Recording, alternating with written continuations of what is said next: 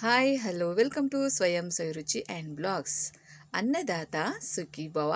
ನಾನು ಇವತ್ತು ದಾವಣಗೆರೆ ಸ್ಪೆಷಲ್ ನರ್ಗಿಸ್ ಚುಮ್ಮರಿನ ಮಾಡ್ತಾಯಿದ್ದೀನಿ. ನರ್ಗಿಸ್ ಮಂಡಕ್ಕಿನ ಮಾಡ್ತಾಯಿದ್ದೀನಿ. ಇದು ಸಾಯಂಕಾಲ ಟೀ ಜೊತೆ ಅಂತೂ ಸೂಪರ್ ಆಗಿರುತ್ತೆ, ತುಂಬಾ ಟೇಸ್ಟಿಯಾಗಿರುತ್ತೆ. ಬನ್ನಿ ಯಾವ ಥರ ಮಾಡೋದು ನರ್ಗಿಸ್ ಚುಮ್ಮರಿನ ಅಂತ ನೋಡೋಣ.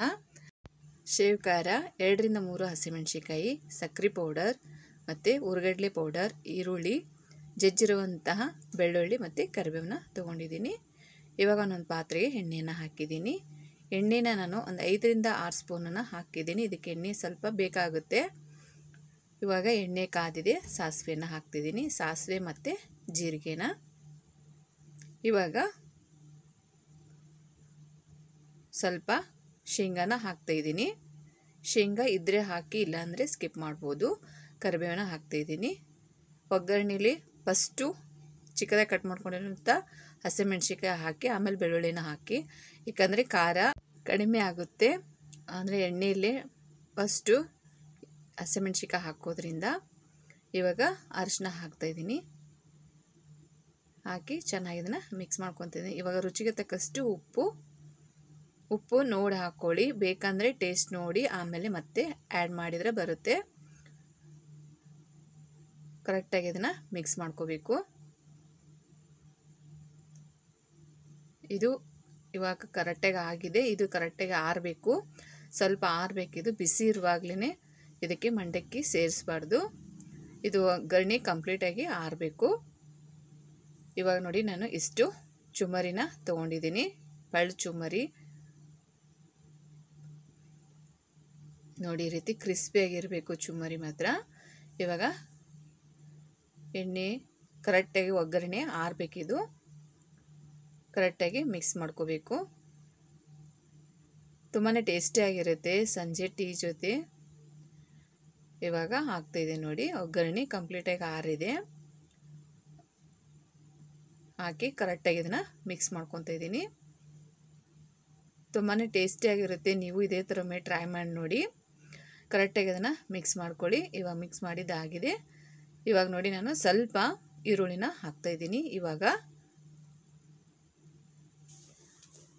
ಹಾಕಿ ಕರೆಕ್ಟಾಗಿ ಮಿಕ್ಸ್ ಮಾಡ್ಕೊತಾ ಇದ್ದೀನಿ. ನಮ್ಮ ಚಾನಲ್ನ ಸಬ್ಸ್ಕ್ರೈಬ್ ಮಾಡದೆ ನೋಡ್ತಾ ಇದ್ದರೆ ನಮ್ಮ ಚಾನಲ್ನ ಸಬ್ಸ್ಕ್ರೈಬ್ ಮಾಡಿ, ಶೇರ್ ಮಾಡಿ.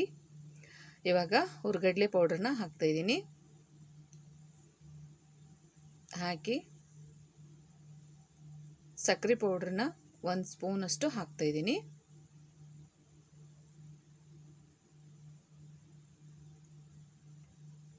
ಹಾಕಿ ಚೆನ್ನಾಗಿ ಮತ್ತೆ ಮಿಕ್ಸ್ ಮಾಡ್ಕೊತಾ ಇದ್ದೀನಿ.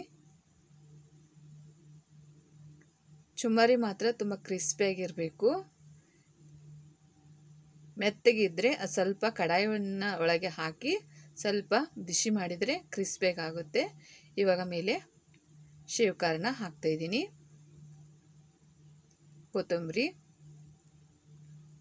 ಹಾಕಿ ಕರೆಕ್ಟಾಗಿ ಇದನ್ನು ಮಿಕ್ಸ್ ಮಾಡ್ಕೊತಾ ಇದ್ದೀನಿ. ನೋಡಿ, ಈ ಥರ ಕರೆಕ್ಟಾಗಿ ಮಿಕ್ಸ್ ಮಾಡ್ಕೊಳ್ಳಿ. ಒಗ್ಗರಣೆ ಮಾತ್ರ ಬಿಸಿ ಇರುವಾಗಲೇ ಚುಮ್ಮರಿನ ಹಾಕಬೇಡಿ, ಮಂಡಕ್ಕಿನ. ಇವಾಗ ನೋಡಿ, ಸರ್ವ್ ಮಾಡ್ತಾಯಿದ್ದೀನಿ.